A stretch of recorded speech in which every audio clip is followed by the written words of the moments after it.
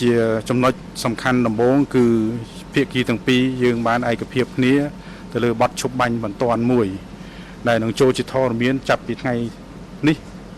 នៅម៉ោង12ថ្ងៃត្រង់ស្របថ្ងៃទី27ខែធ្នូឆ្នាំ2025នេះតទៅ